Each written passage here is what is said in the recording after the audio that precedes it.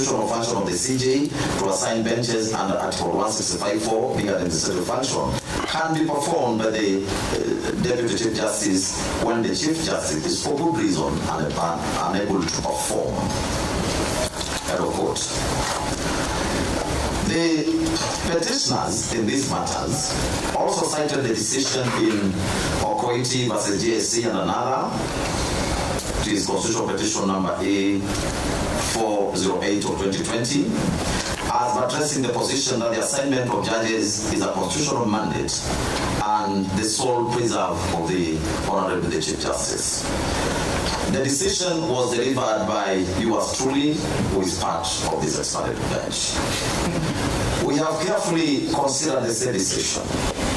One of the issues therein, which may be said to have a bearing on this matter, was whether the Honorable CJ could rely on Section 5, Subsection 4 and Subsection 5 of the Judicial Service Act to authorize the Honorable DCJ to serve as the acting Chief Justice when the Chief Justice was proceeding on leave pending retirement until when a succeeding Chief Justice was appointed. As the matter did not deal with the nitty-gritties of the aspect of assigning of judges, but rather the constitutionality of the actions of the CJ who was exiting service, we respectively find that the issue is not at par with what is under consideration in this instant application. The said decision is hence distinguishable. Returning to the matter at hand, it is imperative to look at the various terms which come to play in this matter, including the administrative actions as well as judicial actions. We have gone through that. I do not think there is need for me to read all that. It's in the ruling, and I proceed to state that from the above discourse, we do not find any difficulty in affirming the position that a constitutional mandate of the Honorable Chief Justice can be judicial, administrative, or political. We further find and hold that the constitutional mandate exercised by the Honorable Chief Justice under Article 165, sub-article 4 of the Constitution, is a constitutionally administrative function. We shall now consider whether the function of the Honorable Chief Justice under 165, sub-article 4 of the Constitution can be performed by the Honorable DCJ.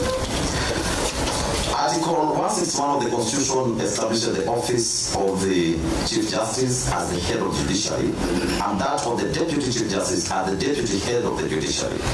Article 163 of the Constitution creates the Supreme Court and designates the Honorable Chief Justice as the President of the Court.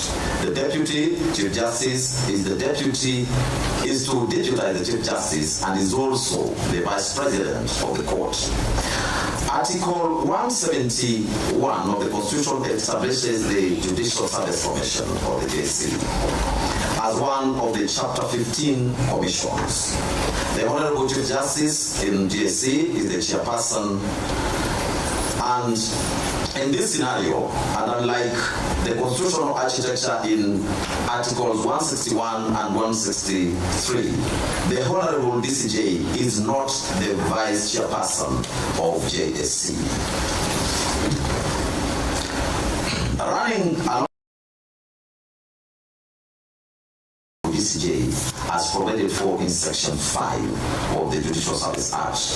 The provision says as follows. This is in respect to administration of the judiciary. I do not need to go over that. I proceed to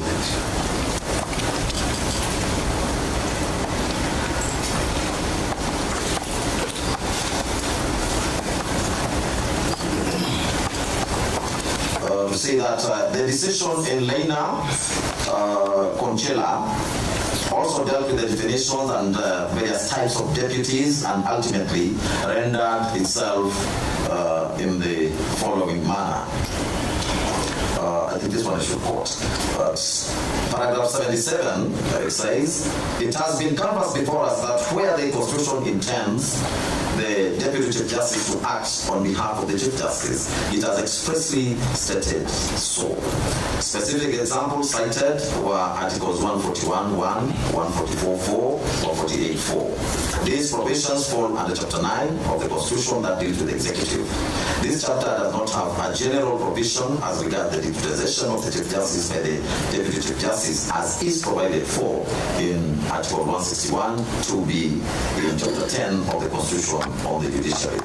Hence, the provision of the deputization of the Chief Justice in Chapter number 9. A holistic and purposeful interpretation of Article 161 2b of the Constitution and Section 5 of the Judicial Service Act leads us to the conclusion that the Deputy Chief Justice substitutes the Chief Justice where necessary. End of quote.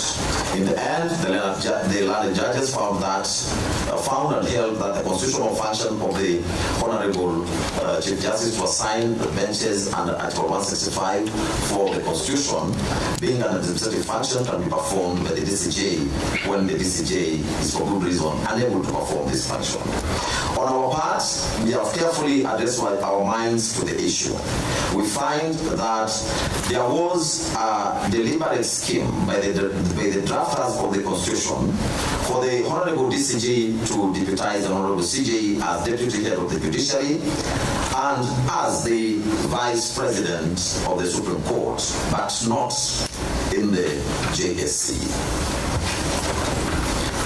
Such was an emphasis on the various manifestations of the constitutional duties bestowed upon the Honorable Chief Justice and the Honorable DCJ. As such, the prevailing legal position is that the Honorable DCJ can deputize the Honorable CJ in discharging judicial functions and in the administration of the judiciary as an arm of government, but cannot do so in respect of the affairs of the JSC. Our attention has also been drawn to the provisions of Article 259, Subarticle 3b of the Constitution, which states as follows. This refers to construing the Constitution, and Subarticle 3 provides as follows. Every provision of this Constitution shall be construed according to the doctrine of interpretation that the law is always speaking, and therefore, among other things, b.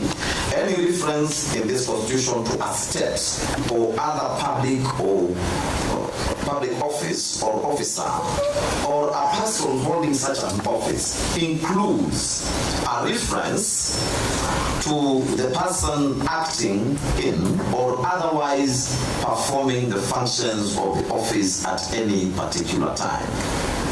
Emphasis, or otherwise performing the functions of the office at any particular time.